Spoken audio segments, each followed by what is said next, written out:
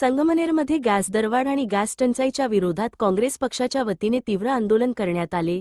काँग्रेसचे ज्येष्ठ नेते बाळासाहेब थोरात यांच्या मार्गदर्शनाखाली संगमनेर तालुका काँग्रेसने प्रांताधिकारी कार्यालयासमोर निदर्शने केली। यावेळी युवक काँग्रेसच्या अध्यक्ष डॉक्टर जयश्रीताई थोरात यांनी केंद्र सरकारने तातडीने गॅस दरवाढ कमी करून सर्वसामान्य नागरिकांना दिलासा द्यावा, अशी मागणी केली।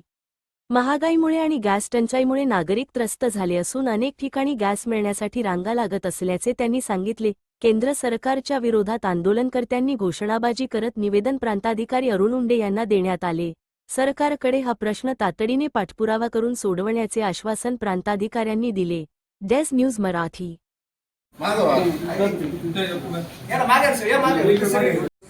कमर्शियल गॅसचं हॉटेल आणि सगळं विद्यार्थ्यांची एवढी अडचण झाली कालपासून आपल्या संगमनेर शहरामध्ये बंद व्हायला लागले।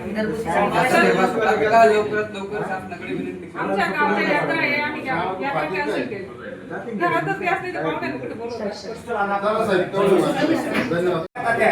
अर्ध्या तासाला लाईट ट्रिप होती आणि ट्रिप होता होता स्टार्टर गेले, मोटरही गेले। त्याच्यामुळे दिवसा उन्हाचं भरणं करीत असताना किती त्रास होता आम्हाला।